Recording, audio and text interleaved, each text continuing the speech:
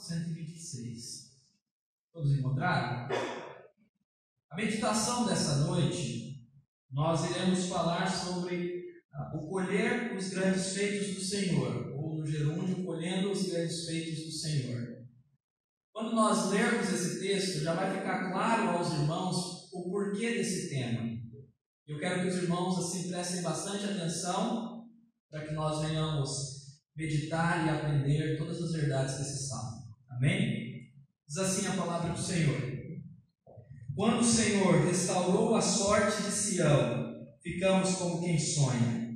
Então a nossa boca se encheu de riso e a nossa língua de júbilo.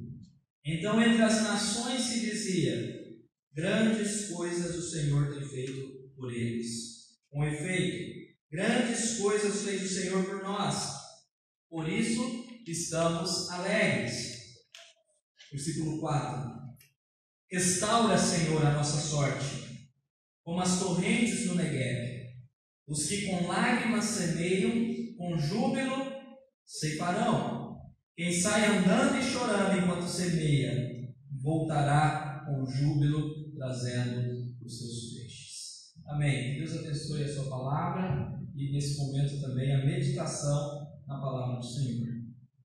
Eu gostaria de iniciar falando sobre uma vendedora de sementes. Eu encontrei uma história sobre uma vendedora de sementes chamada Cris. E eu queria contar essa história aos irmãos, porque eu acho que ilustra muito o que nós vamos falar hoje. Essa vendedora, a Cris, ela trabalhava numa pequena empresa de sementes. Apesar de pequena, essa empresa prezava pela qualidade. Ela vendia sementes de boa qualidade. E essa vendedora amava o seu emprego, pelo fato de que ela vendia sementes de confiança e pelo fato de que aquelas sementes que ela vendia, elas iriam germinar, sairia delas uma grande árvore, ou árvores pequenas também. E então, certo dia, um dos seus clientes trouxe uma reclamação, e essa reclamação deixou perplexa. A reclamação dele foi o seguinte: as sementes não germinam. O cliente afirmou.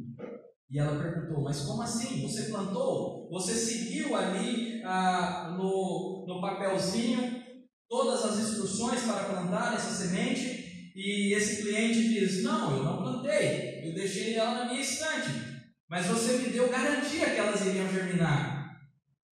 E ela perguntou: mas como assim? Como você quer que germine se não plante, se não plantou? E ela, mais uma vez, ele falou: não, eu não quero colocar a minha mão na terra, simplesmente as suas sementes tinham que germinar.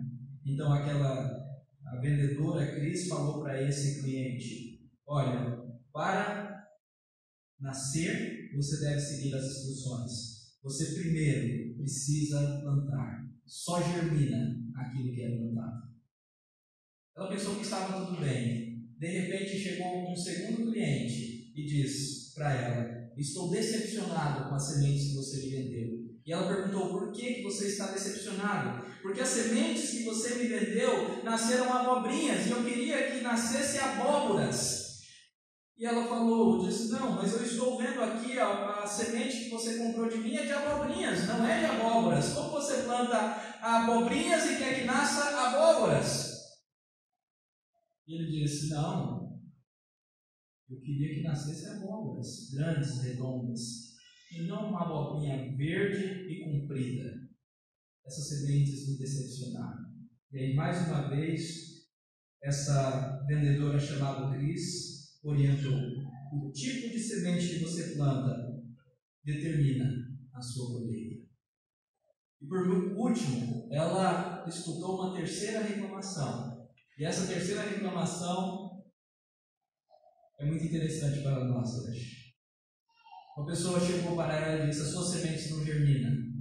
Ela disse: como assim não germina? Eu plantei e até hoje não nasceu. Eu plantei e até hoje eu não saboreei. E ela perguntou: mas você regou? Você adubou? Você cuidou? Ela disse: tudo isso eu fiz, mas não nasceu. Então essa vendedora perguntou para ele: mas quando que você comprou? Ou quando que você plantou? E ele disse: eu plantei na segunda-feira, e na sexta-feira eu queria já comer tomates. Então ela responde mais uma vez, dizendo: você tem que esperar. Essas sementes seguem as leis biológicas. Se você plantar as sementes de manhã, não queira comer tomates à noite, você vai se decepcionar. É preciso ser paciente e esperar o ritmo natural da natureza. Esses 3 tipos de pessoas, meus irmãos, ilustram muito bem as pessoas que nós queremos confrontar ao entrar nesse texto. Pessoas que não plantam e querem colher, pessoas que plantam uma coisa e querem colher outra, e pessoas que até plantam, mas não conseguem esperar. Se decepcionam porque querem colher imediatamente, querem colher para ontem. E isso é um problema muito grande. Tem uma frase do reverendo Augusto Nicodemos, na verdade é um texto que ele jogou nas suas mídias sociais há muito tempo, que eu queria trazer aos irmãos. Acompanhe comigo aqui nos slides. Diz o seguinte: um dos ricos que os reformadores correm é enfatizar a soberania de Deus a ponto de esquecer que o próprio Deus estabeleceu e determinou que o mundo funcione na base da lei das causas e efeitos. Deus determinou que o mundo funcione na lei da causa e efeito. Aquilo que você planta, você colhe. O mundo natural é regido por leis dentro deste princípio. Da mesma forma, o mundo espiritual. Esperar efeitos ou resultados sem que se usem as causas, ações que os produzem, é zombar de Deus, conforme Paulo ensina em Gálatas. De Deus não se zomba. Aquilo que o homem semear, isso também ceifará. Então, meus irmãos, quem quer ver uma igreja cheia de convertidos que amam a Deus, que tem que usar os meios para isso: evangelizar, ensinar, discipular, treinar e orar muito. Tem muitas pessoas querendo ver a igreja crescer, mas não ora, não discipula, não evangeliza, não treina, não gasta tempo com isso. Quem quer vencer o pecado tem que usar os meios para isso: a mortificação, negar a si mesmo, fugir das ocasiões da tentação. Quem quer um casamento feliz tem que praticar o que a Bíblia diz quanto aos papéis do marido e da esposa. E ele continua e finaliza: um milagre é quando o próprio Deus faz que os efeitos aconteçam sem o emprego das causas. Somente Ele pode fazer isso. E Ele não nos ensina a viver na espera de milagres, mas sim diariamente usar os meios corretos para se obter os fins desejados. Eu não sei o que você está precisando de restauração nessa noite. Esse texto fala sobre restauração.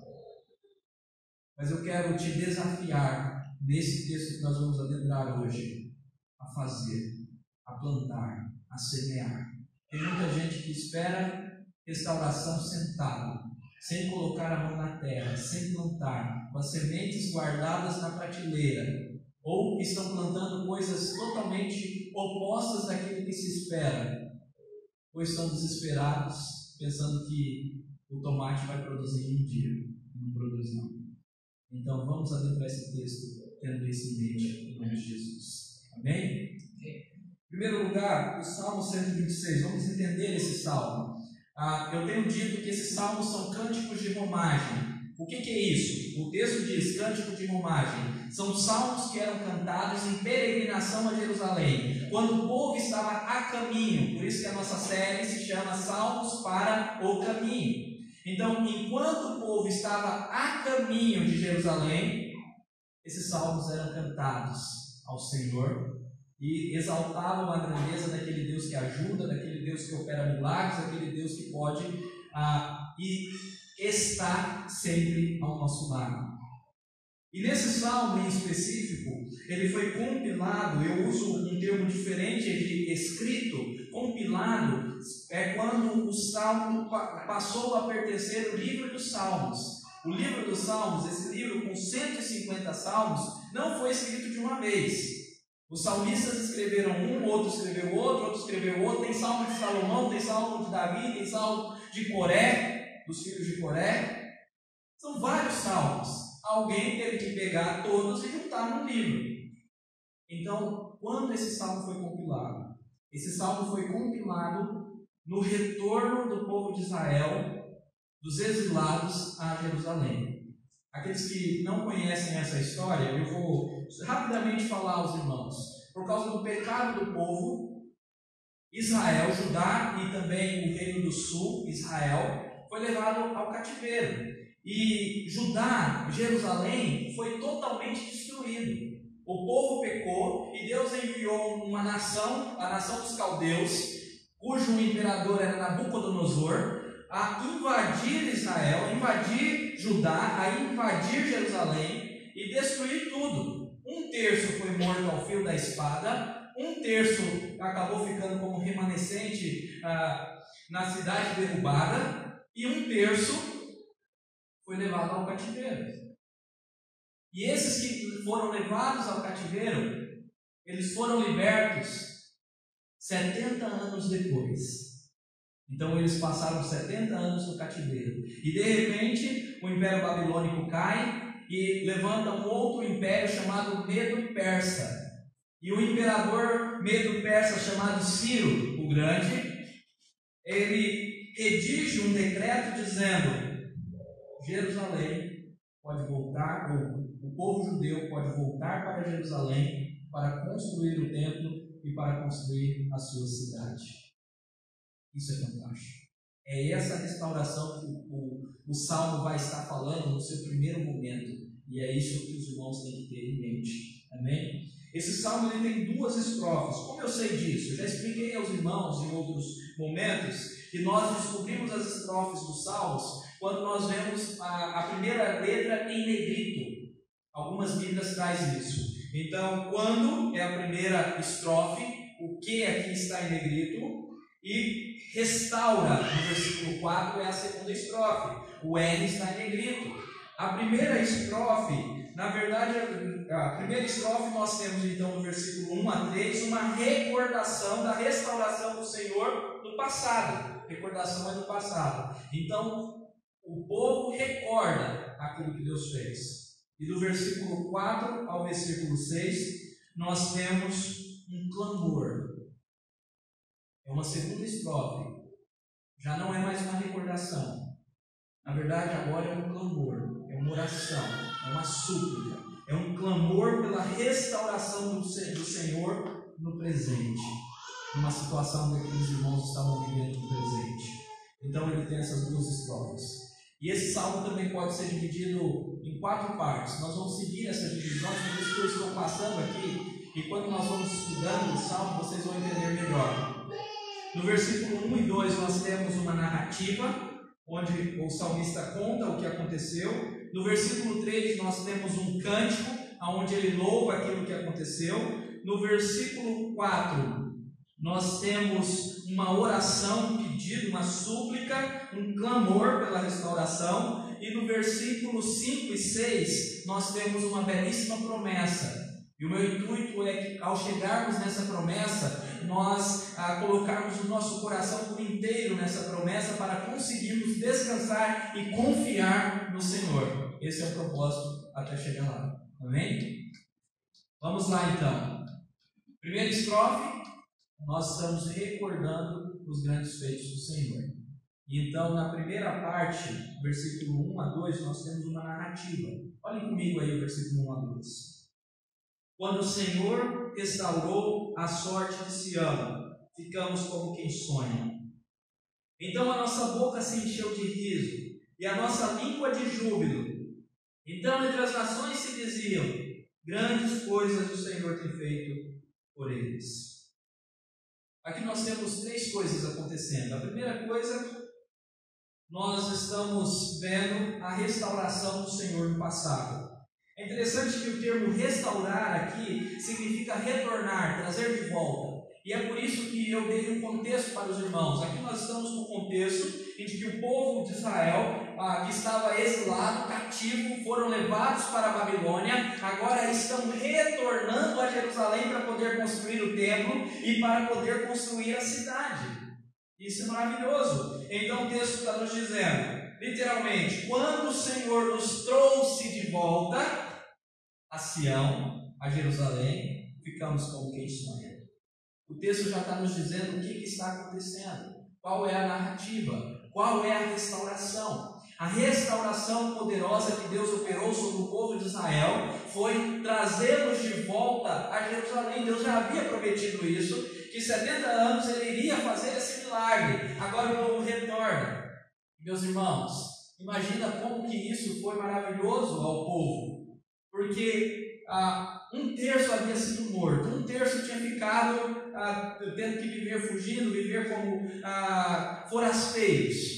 E um terço tinha sido levado, ou um terço estava cativo na Babilônia, em outro país. Mas não era uma férias de verão num país rico. Não, eles eram escravos. Mas eram escravos daqueles que mataram um terço dos seus irmãos, dos seus amigos, dos seus filhos. Provavelmente aqueles que estavam lá como escravos, eles tinham filhos mortos, eles tinham parentes mortos, eles tinham amigos mortos. E os judeus, eles sempre, por ser um povo escolhido de Deus, sempre foram maltratados. Eles estavam ali como escravos, à mercê da benignidade de um imperador pagão, que muitas das vezes estava pronto para agir contra eles. Claro que nós temos histórias extraordinárias nesse período, como a de Daniel, Sadraque, Mesaque e Abednego, que são os amigos de Daniel, como também da rainha Esther. Histórias extraordinárias de cuidado, superação e de como Deus honra o seu povo. Mas eles eram escravos. Então, de repente, 70 anos depois, é muito tempo. 70 anos depois, uma outra geração que nasceu ali, que não sabia o que era Jerusalém, 70 anos depois, Ciro escreve um decreto. Do nada, dizendo: os judeus podem voltar. A reação deles foi impressionante. Eles tiveram êxtase de alegria. Essa é a segunda coisa que nós vemos aqui no texto. O texto diz: ficamos como quem sonha. Então a nossa boca se encheu de riso e a nossa língua de júbilo.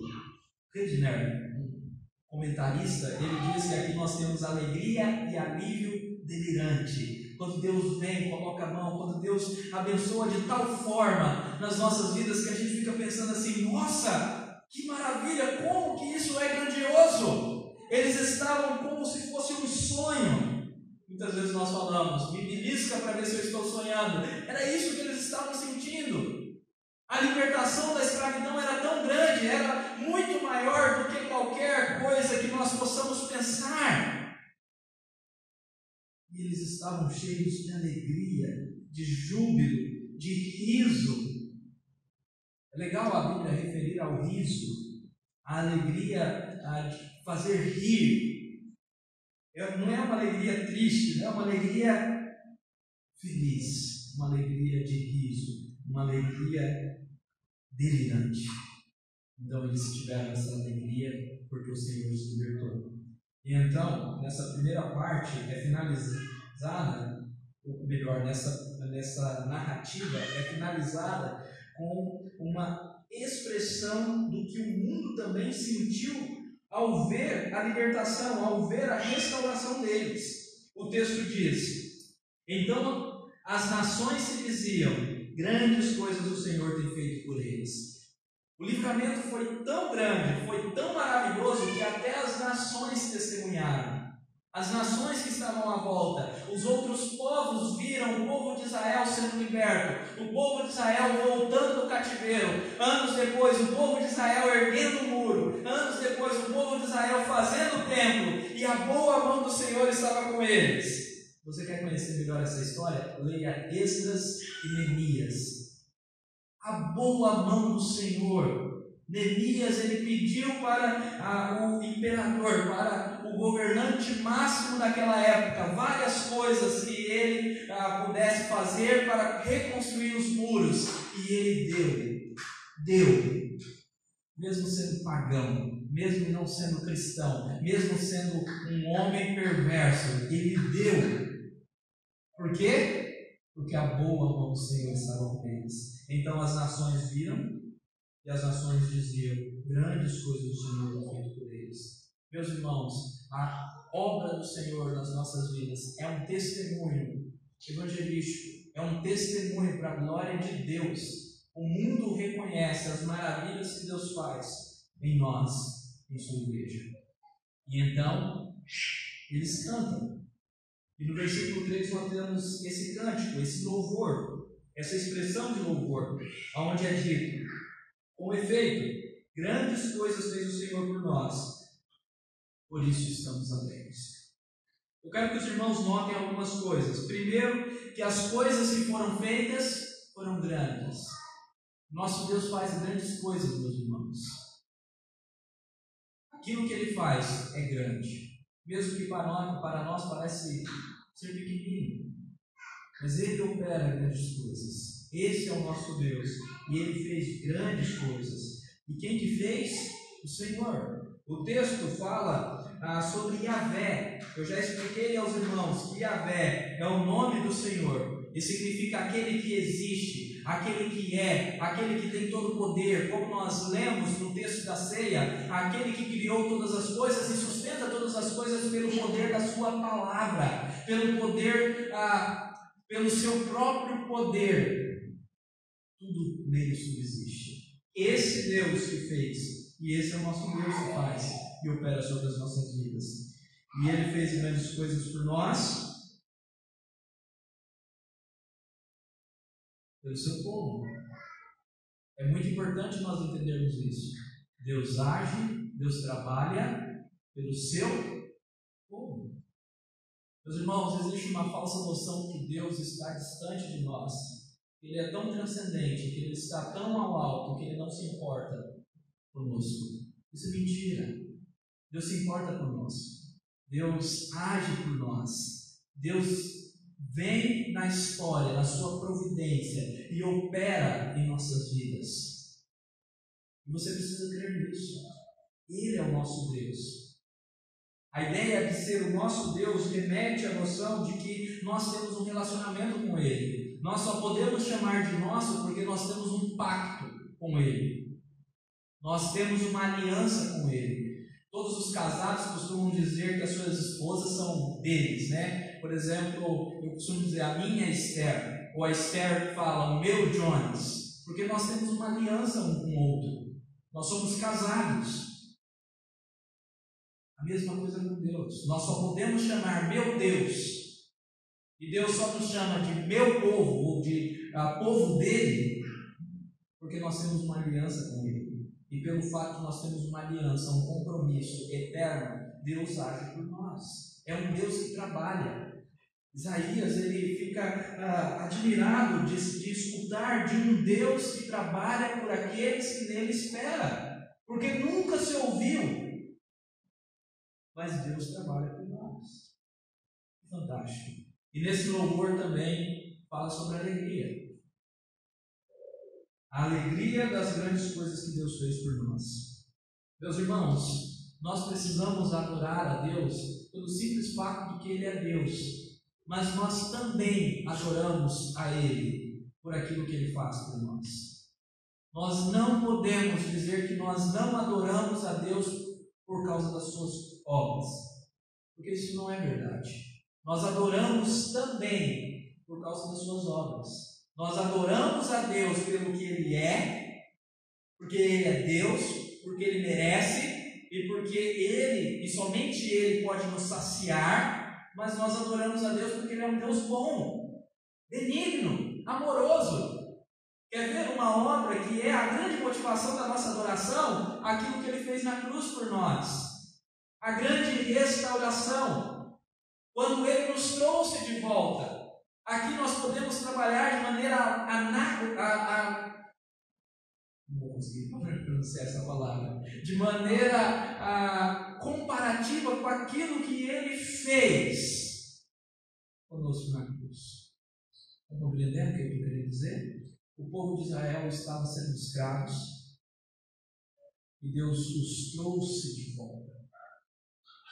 Nós também éramos escravos. Nós lemos isso. Ele nos libertou do império das trevas e nos transportou para o reino do Filho do seu amor.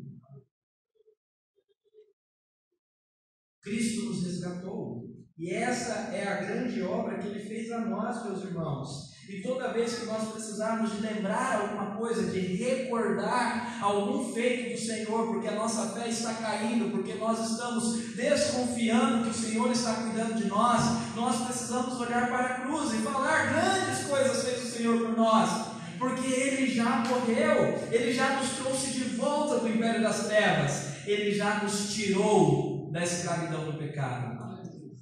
Isso é motivo suficiente para confiarmos. Amém? Que Deus nos abençoe em nome de Jesus. Na segunda parte do Salmo, nós temos uma virada. É uma nova estrofe.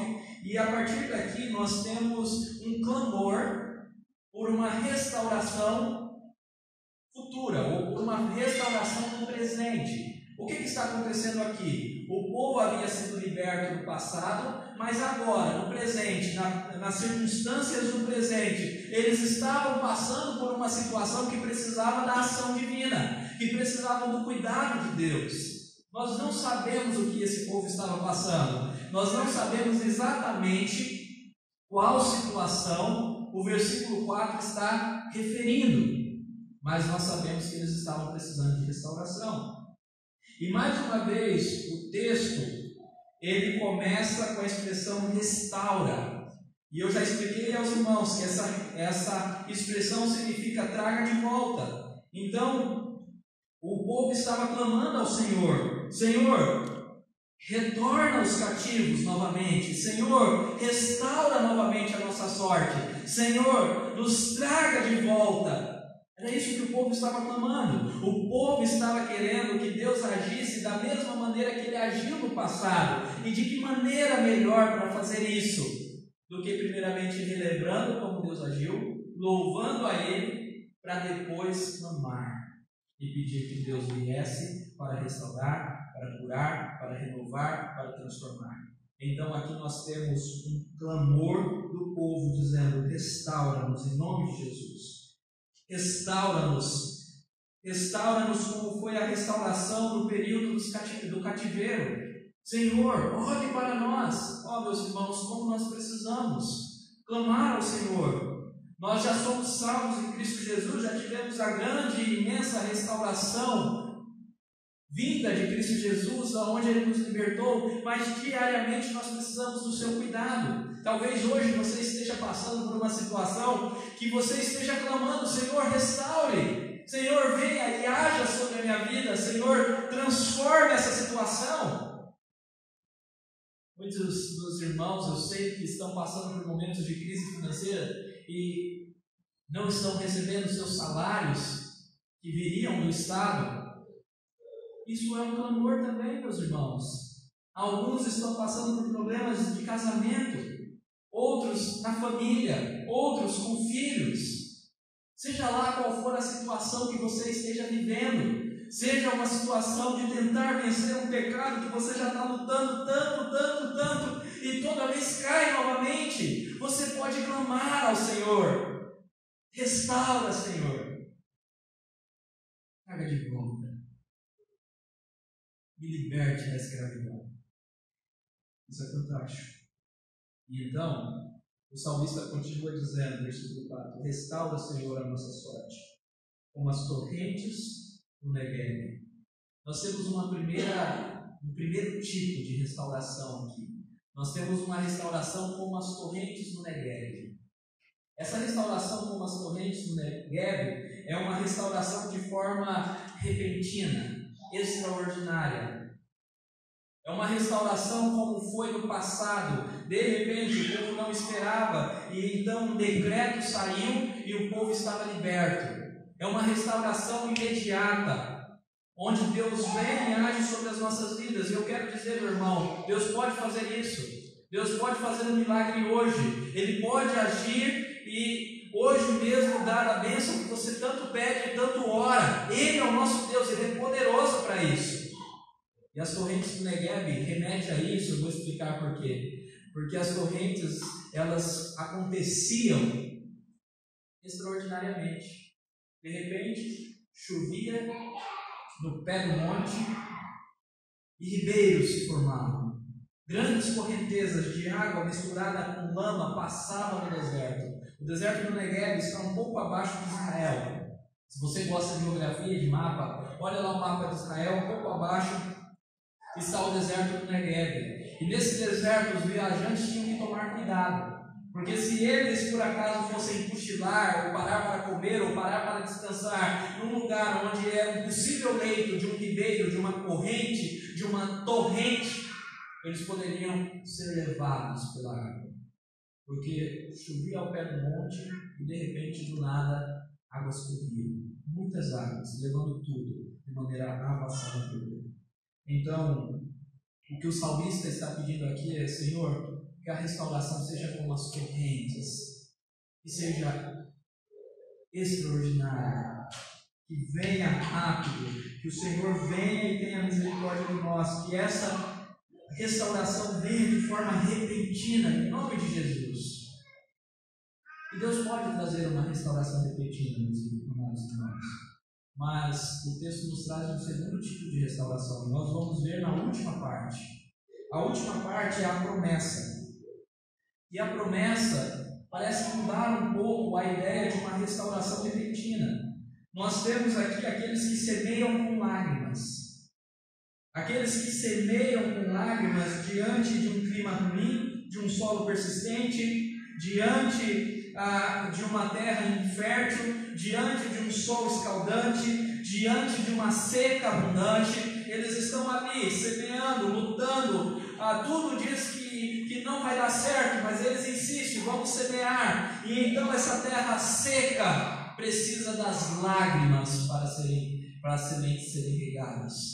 Então eles semeiam com as suas lágrimas.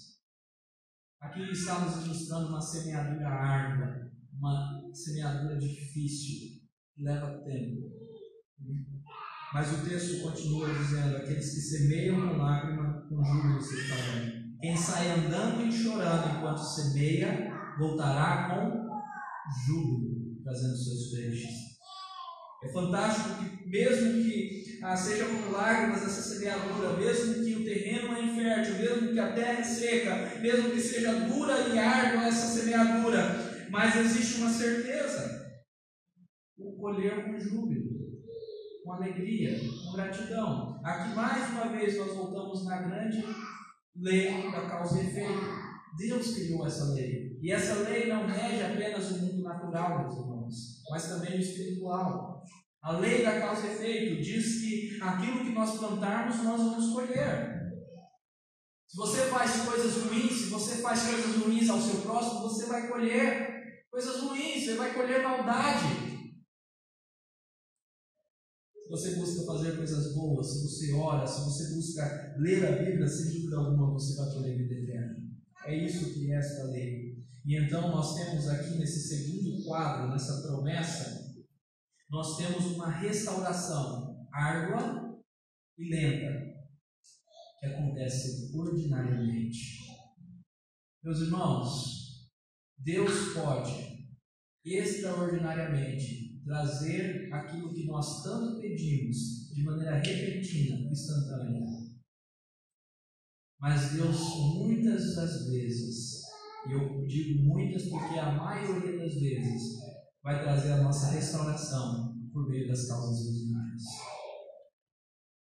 Ele vai trazer a restauração por meio de um plantio árduo, por meio de um plantio aonde demanda tempo, choro, dedicação, destreza, disciplina, mas Ele vai trazer. Eu quero que os irmãos entendam uma coisa, que é muito importante vocês entenderem. Não significa que eu estou semeando, que a glória, a honra, o mérito é meu daquilo que eu vou colher. De maneira alguma. É as bênçãos do Senhor, é os feitos do Senhor, é as dádivas do Senhor. Nós colheremos as dádivas de Deus, do nosso Deus.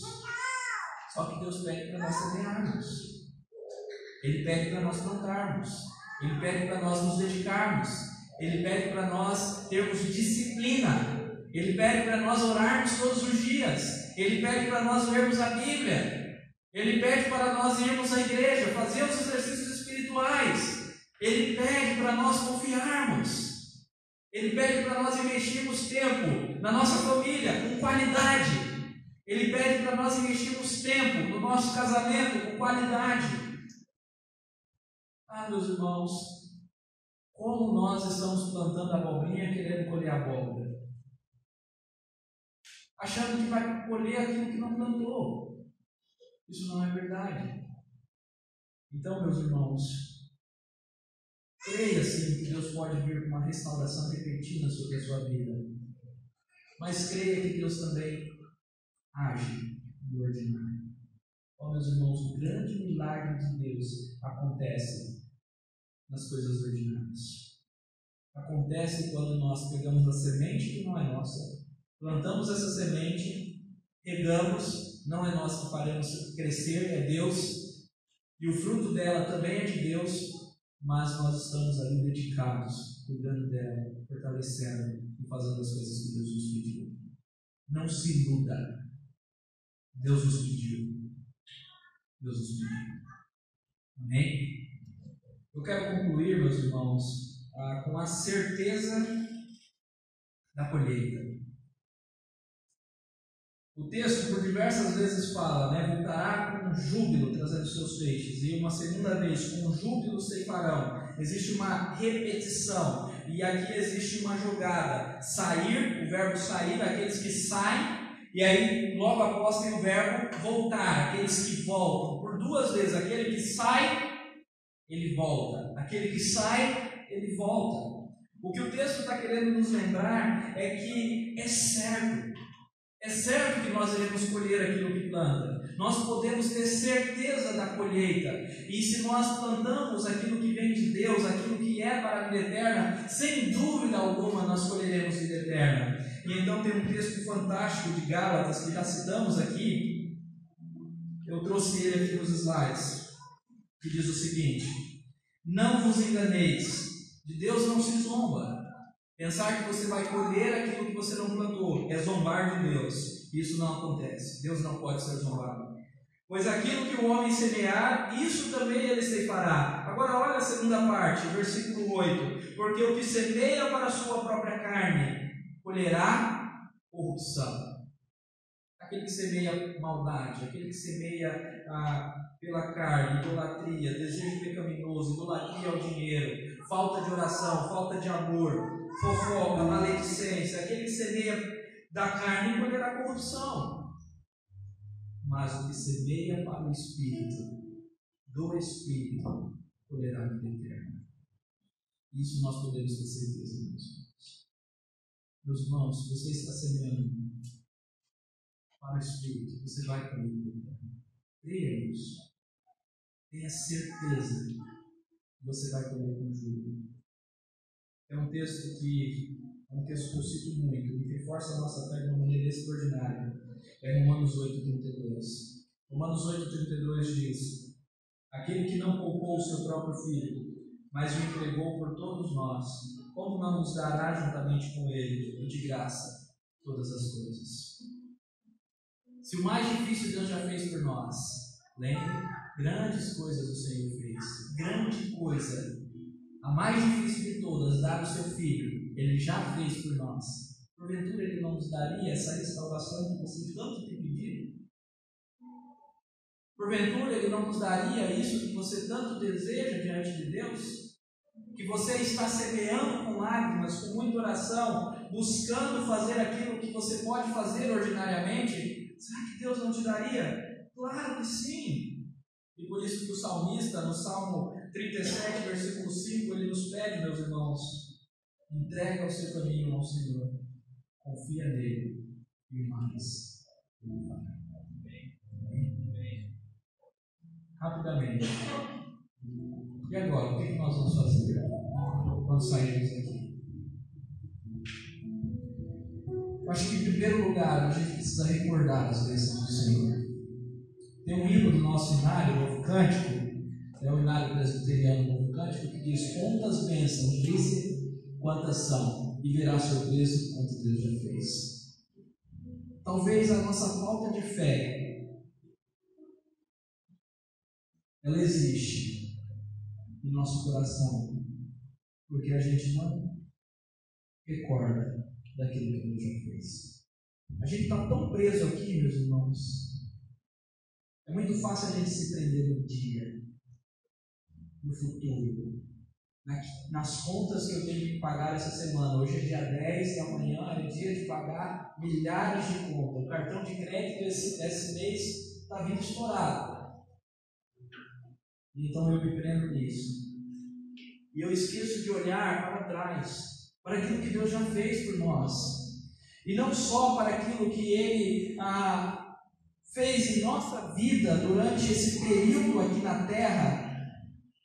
Uma bênção no passado, um cuidado que Ele demonstrou de maneira extraordinária e também de maneira ordinária, mas também quando nós olhamos para Cristo Jesus e vemos o maior dos feitos do Senhor.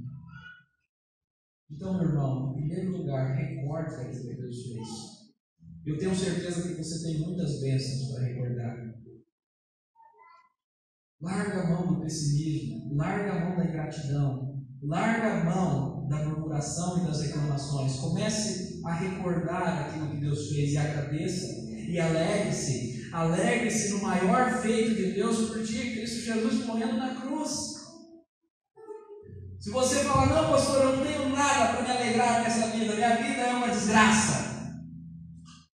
Então olha para Cristo, meu irmão. E se alegre em Cristo.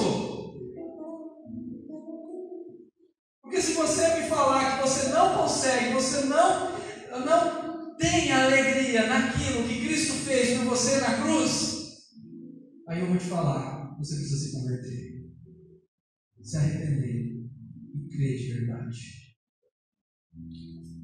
A conversão é arrependimento e fé. Primeiro você arrepende dos seus pecados, depois você confia e crê que Deus te salva. Porque, meus irmãos, todo cristão tem Cristo. E Cristo é o motivo de nós nos alegrarmos.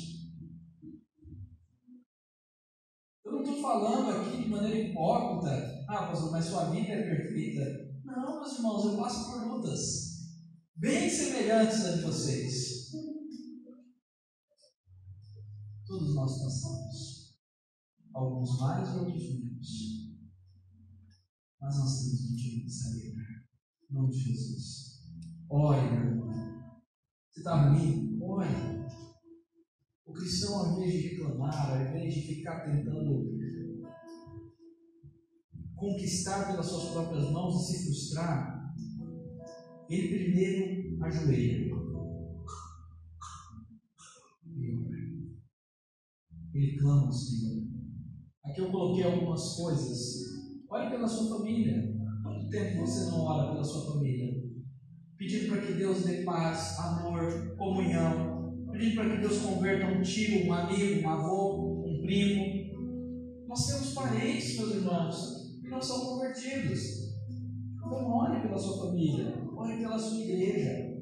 Quanto é mais fácil a gente reclamar, a gente não fazer, a gente fugir da responsabilidade, a gente se chatear e não querer mais congregar, do que orar pela igreja, orar para que Deus faça crescer, para que Deus cure, para que Deus restaure, para que Deus transforme, para que Deus edifique a igreja. Ore pelo país. Nosso país é um desastre, literalmente. Todas as semanas a gente vê desastres e mais desastres. Precisamos orar. Ore pela sua cidade, em nome de Jesus. Mas semeie, meu irmão. O cristão ora, mas semeia. O cristão ajoelha e ora, mas levanta e vai trabalhar. Não as nuvens. Em nome de Jesus. Semeie para o Espírito e colha do Espírito vida eterna. Em nome de Jesus. Semeie com lágrimas e colha as dádivas de Deus com júbilo. as dádivas são de Deus. Não pense que é suas dádivas, é porque você é bom, é porque você é o melhor, você conquistou com as suas próprias forças. Nossa época diz isso, né? Eu conquistei tudo que eu tenho. Não caia nisso, não. Isso é orgulho, isso não é cristianismo. Você pode ter vários diplomas, você pode ter o melhor emprego, mas tudo é dádiva do Senhor. Claro, meus irmãos, aqueles que semeiam, colhem, mas colhem as dádivas do Senhor. Confie em Deus. Esse é o resumo de tudo isso. Confie, meus irmãos, sabendo que a restauração dada por Deus ela pode ser rápida, instantânea, extraordinária, ou também pode ser, e muitas das vezes, a maioria delas, pode ser por meios ordinários, lenta, árdua. Mas confie que ela é certa. Confie, creia e não se desespere. Para colher tomates, meus irmãos, nós precisamos esperar mais do que uma semana, mais do que um dia. Às vezes você está fazendo tudo certo, você plantou, você está regando, está orando todos os dias, está lendo a palavra do Senhor, está fazendo certinho, mas você está tão desesperado para comer tomates que você já está todo decepcionado, porque não nasceu em uma semana, porque não produziu ainda. Calma, a vitória é certa, nós podemos confiar. Deus é Ele mesmo que nos garante que nós iremos colher com júbilo. Então confie e descanse em nome de Jesus. Com sua cabeça e